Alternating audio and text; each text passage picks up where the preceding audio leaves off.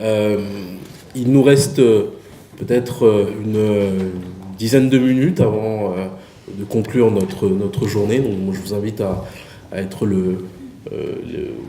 très concis dans vos questions à nos intervenants pour pouvoir avoir là aussi une réponse précise. Madame. Vous avez dit tout à l'heure qu'on pouvait considérer que l'ADS définissait entièrement les moyens ou pas.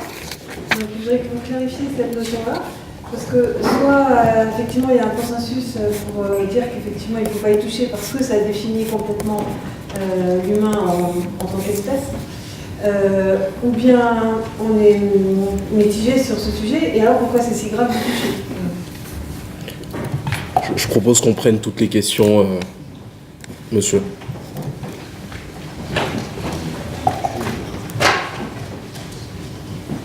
Je m'excuse de parler beaucoup parce que c'est pas à chaque fois qu'on a l'occasion d'avoir une plénière où on a plusieurs intervenants de qualité, qu'on a l'occasion d'apprendre. Ma première question, c'est concernant l'utilisation de ces technologies et l'accessibilité à toute la population. D'autant plus qu'on sait que ces technologies sont développées par des groupes qui ne sont pas nombreux et en général sont rachetés par quelques groupes que l'on connaît. Et au finish, ils maîtrisent en fait le coût de ces technologies et produisent des objets qui sont obsolètes et qu'on est obligé de racheter avec les mêmes groupes. Ma deuxième question concerne la responsabilité algorithmique, la responsabilité vis-à-vis de l'utilisation des outils algorithmiques. Et qu'est-ce que le législateur en dit aujourd'hui? Est-ce que c'est le médecin qui utilise la technologie qui est responsable ou c'est celui qui développe l'algorithme qui est responsable?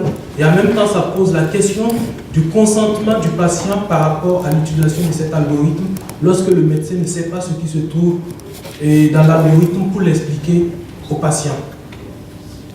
Ma troisième question, c'est concernant la médecine 4P.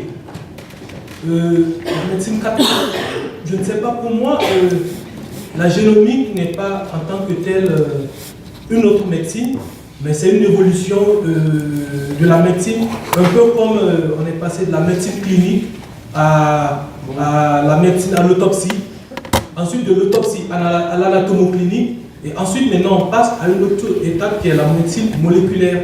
Mais pour moi, je pense que c'est une médecine... Voilà, très bien, je vais vous inviter à être concis parce qu'il y a peut-être d'autres questions qui peuvent être posées.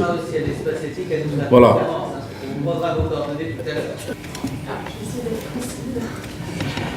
Par rapport au test génétique, je voulais juste souligner le fait que la plupart des gens ont conscience que ça ne va pas tout déterminer et que ça va pouvoir permettre d'affiner la frontière entre l'inné et l'acquis pour les personnes qui n'ont pas connaissance à 100% de leur origine. Et il y a deux questions qui sont soulevées à ce niveau-là. Ça va être l'éventuelle perte de chance sur la médecine prédictive. Est-ce qu'elle est réelle pour les personnes qui ne connaissent pas à 100% de leurs origines? Et aussi par rapport aux grands principes qui ont été rappelés, notamment celui d'égalité. Est-ce que le fait de l'éventualité du double guichet qui a été évoqué à certains moments ne serait pas une discrimination et une rupture d'égalité? Deux questions. La première, c'est travailler sur le gène où il y a une forte tentation d'eugénisme, très clairement. La deuxième question, c'est ce que posait Rosa Vallon dans son État-providence et qui se repose aujourd'hui. C'est-à-dire, une fois que je décode le gène, je sais par exemple que je n'ai aucune maladie, pourquoi j'irai contribuer à l'assurance maladie ou autre? Il y a un vrai questionnement de solidarité dans ce cadre-là. Madame. Moi j'ai une question, puisqu'on dit qu'en épigénétique, j'ai eu la chance de voir les études progresser, finalement 100% de l'expression des gènes est modulable par l'environnement. J'ai cru comprendre, grâce à mes échanges et formations californiques aussi, avec réellement que 5% de maladies réellement génétiques. Comment ça se fait que, ou avez-vous pensé dans les recherches à avoir aussi le poids de l'environnement en sens inverse sur la régression de la maladie? Je m'explique. Quand on prend l'orientation, par exemple, de l'Ayurveda ou de ce que disent beaucoup de civilisations ancestrales depuis des millénaires, Et c'est là que je trouve qu'on vit une époque fabuleuse, parce que les sciences les plus modernes en France sont en train de prouver ce que ces civilisations disent depuis des millénaires en tout cas. Et j'ai eu des cas, alors moi-même je suis docteur en pharmacie et psychologue, j'ai travaillé dans l'industrie pharmaceutique en réglementaire, donc en recherche et développement, et de ma deuxième vie, en tant que psychologue, j'ai eu la surprise d'accompagner des gens qui ont régressé des cancers, on a aussi qui sont morts, hein, parce que, en fait c'est la personne qui décide elle-même de comprendre son mode de fonctionnement par rapport à l'environnement. Et madame, quand vous parliez de la haine, qu'est-ce qui fait qu'on est en bonne relation pas avec les autres, les relations émotionnelles ont un poids énorme sur la santé. Et comme disait Alain Toledano, la santé c'est global, c'est aussi social, c'est environnemental. Donc pour moi, il y a un pan qui n'est pas pris en compte en France, en tout cas à ce jour, qui est le pan global du fonctionnement normal du sujet. Voilà, si vous voulez partager, j'ai écrit un article dans la revue Soin le mois dernier, et je serais heureuse de partager en dehors de cette assemblée. Voilà, moi je suis Valérie Gisèle, je suis sophrologue expert. Je suis spécialisée dans la gestion des émotions et notamment les traumatismes. Et effectivement, je suis d'accord avec vous, madame. À aucun moment on a parlé aujourd'hui de l'importance. On parle énormément de la maladie et moi je suis assez surprise de l'importance aujourd'hui de l'argent qu'on est capable de déployer pour effectivement faire de la recherche, mais c'est fondamental. Mais on ne déploie pas autant d'argent pour apprendre à nos concitoyens à gérer leur santé. Ils ont effectivement cette capacité, et ça on le sait. Moi dans mon travail aussi, tous les jours, j'interviens pour réapprendre aux gens, notamment à prendre conscience de leur capacité à être acteurs de leur santé, et non pas être toujours responsable et à l'écoute d'une maladie ou d'une maladie potentielle, et également à leur apprendre qu'un symptôme, c'est très souvent l'expression d'une émotion, qui est très souvent l'expression d'une cause. Or, effectivement, en donnant un médicament, il est important de donner pour soulager la problématique, on va très souvent éteindre l'émotion et ne pas chercher la cause. Moi, je suis en train de vous parler pas uniquement d'un travail intellectuel, l'approche psychologique est fondamentale pour permettre de comprendre, mais l'approche de l'accompagnement des émotions, elle est capitale. Et effectivement, aujourd'hui, je milite et je viens également d'écrire un livre, là pour le moment, voilà, sur l'accompagnement du cancer du sein, puisque je travaille aussi beaucoup dans ce domaine.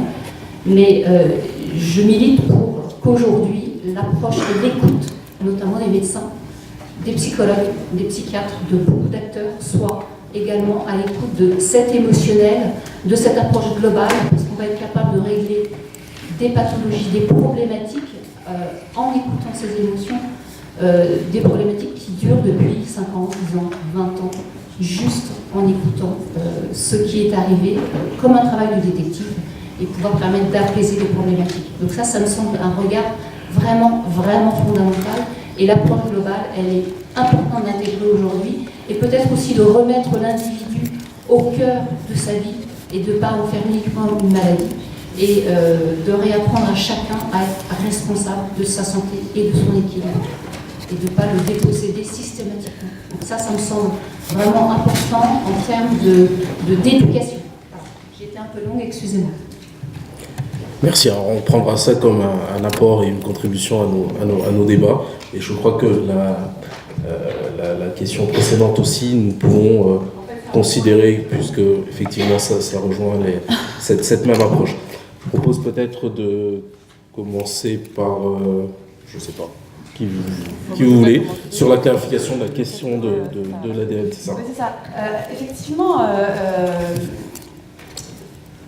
il y a beaucoup de complexité derrière tout ça, parce que je suis d'accord que l'élément sur lequel je voulais insister tout à l'heure, c'est un élément compliqué, puisque c'est à la fois cette idée que, et ça revient sur ce que Madame a dit, sur la question que tout n'est pas inscrit dans les gènes, et quand je dis tout, c'est heureusement, parce que c'est une marge de liberté, mais c'est aussi un enjeu en termes de régulation, c'est-à-dire comment on fait pour éviter qu'il y ait une assignation aux gènes, dès lors qu'on a conscience qu'on est avec les gènes incapables d'expliquer la très grande majorité de ce qui va se passer au cours d'une vie. On a des éléments pour comprendre un peu mieux comment ça peut se passer, mais absolument ce qui va se passer. Et en même temps, quand on revient sur les questions de modification de l'embryon, là, on va toucher à quelque chose, et on revient à ce que je disais tout à l'heure sur la question de l'ADN, ça participe de nos identités individuelles, mais aussi de nos identités familiales et des identités collectives. Le terme qui est utilisé, ça m'a marqué d'ailleurs, parce que j'avais pas pourquoi oublier, mais à plusieurs reprises aujourd'hui on l'a utilisé, c'est celui de patrimoine génétique. Donc en anglais, à ma connaissance, on n'utilise pas ce terme de patrimoine. C'est make-up, ça veut dire maquillage, background, enfin passé, bref. Donc patrimoine, c'est aussi une façon, je pense qu'on a, pour insister sur le fait que c'est une des choses qu'on partage tous entre humains. Voilà, cet ADN humain. Il est un peu différent, mais il est en fait très marginalement différent, puisque l'espèce humaine est particulièrement homogène d'un point de vue génétique par rapport à d'autres espèces vivantes. Donc il y a quand même cette notion à la fois d'unicité et de diversité au cœur de cette information. Donc ce qui requiert le fait de, quand on est dans la question de la régulation, de penser à la fois ces deux choses qui peuvent parfois être un petit peu antinomiques et paradoxales, mais je crois qu'on n'a pas d'autre choix, étant donné cette dimension relationnelle très forte qui est autour de l'ADN. Sur la question du monopole de certains groupes sur les technologies, je pense que cette question-là est extrêmement importante, et notamment la question de la génomique. Il y a un acteur majeur qui s'est imposé, une firme américaine qui s'appelle Illumina, qui produit des machines sur lesquelles, qui sont nécessaires pour séquencer l'ADN. Il y a un monopole de fait qui est extrêmement important de cette société, et j'ai un collègue sociologue qui a fait une enquête autour d'Illumina qui montre bien que ce monopole est aussi le résultat de décisions stratégiques à la fois des offices de financement de la recherche aux États-Unis et de la FDA, on parlait de l'agence de régulation américaine. Donc il y a aussi des histoires de construction de marchés et de monopoles qui sont importants, comme c'est le cas pour Google ou pour Facebook, dès lors que le fait de maîtriser la technologie, d'avoir un monopole sur la technologie, a des impacts très variés et diffus. Peut-être sur la question de est-ce que le fait de ne pas avoir accès à ses origines génétiques est une perte de chance en termes de prise en charge médicale. Je pense qu'en fait cette question-là, elle n'a pas attendu la génétique, c'est-à-dire que ça fait au moins 200-250 ans que la pratique médicale s'interroge sur la familialité des maladies. Quand on va voir un docteur, il nous demande est-ce qu'il y a des maladies dans votre famille, et c'est pas récent, c'est une pratique relativement ancienne, la pratique médicale. Donc le fait de ne pas connaître ses apparentés biologiques proches et donc de pouvoir répondre à ces questions, c'est une question qui, même au-delà de la génétique, se pose sur la prise en charge médicale. Et enfin, sur la question de la solidarité, de la remise en cause des solidarités en matière de santé, en lien avec la connaissance de la génétique. C'est effectivement un argument qu'on entend de façon récurrente. Moi, je pense que si... On peut toujours le remettre sur la table aujourd'hui, mais le fait que cette question qu'est-ce qui justifie le fait qu'on soit solidaire sur la question de la prise en charge de la santé, moi j'ai plutôt l'impression que on utilise les progrès, enfin certains en tout cas qui plaident ça, utilisent les progrès technologiques et scientifiques autour de la génétique pour remettre sur la table une question qui finalement se pose depuis le début. Dès lors qu'on a décidé de mutualiser les risques de santé, c'est un choix politique collectif fort qui a été fondé. On sait bien avant données génétiques que selon votre portefeuille, que vous soyez riche ou pauvre, vos états de santé ne sont pas les mêmes. Chaque année, il y a des publications qui montrent à quel point les écarts sont importants. Donc si on avait vraiment voulu ne pas construire de solidarité en santé, on aurait pu le faire avant d'avoir la génétique. Donc si la question se repose aujourd'hui, moi je pense que la question, c'est pas à la génétique d'y répondre, mais bien c'est une question sociale. Est-ce qu'on veut toujours continuer et au nom de quoi avoir une solidarité forte en termes de santé? Juste un point pour compléter ce que disait Catherine, il y a une instrumentalisation de la génomique actuellement pour répondre à des questions comme c'est très à la mode, que c'est des investissements absolument colossaux, pour répondre à des questions de société qui n'ont rien à voir avec la génomique. Ce que vous évoquez, certes, on peut imaginer que j'ai le risque zéro, déjà ce sera immesurable, impossible. Bon, moi si j'étais vous, je prends quand même une assurance, si vous pensez que vous êtes en bonne santé. Puis deuxième point, c'est exactement ce que Catherine, c'est-à-dire que c'est un choix politique. On a fait en France, il fait continuer au sud, voilà, c'est très bien. Et il ne faut pas arriver par derrière en imaginant, je ne sais quel centre malade, trouver un nouveau modèle. Non, ça c'est un modèle qui a fait ses preuves, que le monde entier nous en dit. Nous n'utilisons pas la génomique pour organiser des décisions politiques. Ouais. Je vais peut-être juste répondre 2 secondes sur la question de cette responsabilité en matière d'utilisation des données algorithmiques et de l'algorithmique.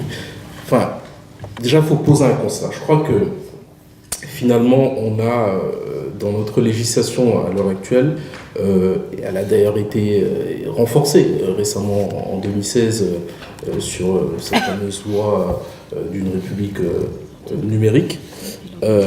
Ce régime de responsabilité-là, on sait que c'est à l'administration publique d'informer sur la façon dont les algorithmes traitent les données. Mais dans ce cas particulier, et c'est mon opinion, je pense qu'il va nous falloir peut-être réfléchir à l'instauration d'un régime de responsabilité ad hoc qui va venir justement contenir toutes ces questions-là. Enfin, si vous voulez, c'est très compliqué de vous répondre là maintenant, puisque c'est du cas par cas. Enfin, c'est du cas par cas. Ça devrait être traité spécifiquement, sans qu'il n'y ait besoin, en tout cas, de venir heurter notre régime de responsabilité non intentionnelle ou de régime de responsabilité du fait des choses.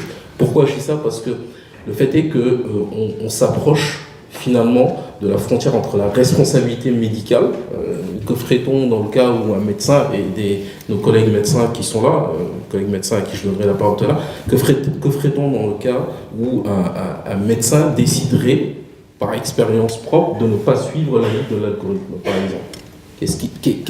Quel genre de responsabilité ça impliquerait? Et on peut se poser l'autre question aussi, c'est de savoir que ferait-on si ce médecin-là décide de suivre les résultats des données algorithmiques, alors même que ces données-là l'induiraient finalement en erreur. Enfin, je crois qu'il nous faut peut-être réfléchir à une mise en place d'un système de responsabilité ad hoc, sans venir heurter, encore une fois, le régime de responsabilité de la faute du fait des choses et le régime de responsabilité non intentionnelle. Voilà ce que je peux vous dire en quelques mots. Le dernier point, vous avez raison, 4P, c'est juste une évolution du système qui progresse. Voilà, c'est pas quelque chose de nouveau. Donc c'est quelque chose sur lequel on a vu des choses dont vous avez raison. Voilà, je voudrais juste, encore une fois, avant de passer la parole à Jean-François Eliaou, qui est député de l'Hérault, mais qui est aussi un grand professionnel en la matière, professeur à la faculté de médecine de Montpellier. Je voudrais encore une fois remercier nos intervenants.